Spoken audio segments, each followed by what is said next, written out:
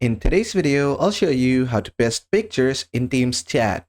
So at first, just open up your Microsoft Teams like I did. Then just go to your chats. And after you're in chats, just go to any of the chat. As you can see, you can type in messages here.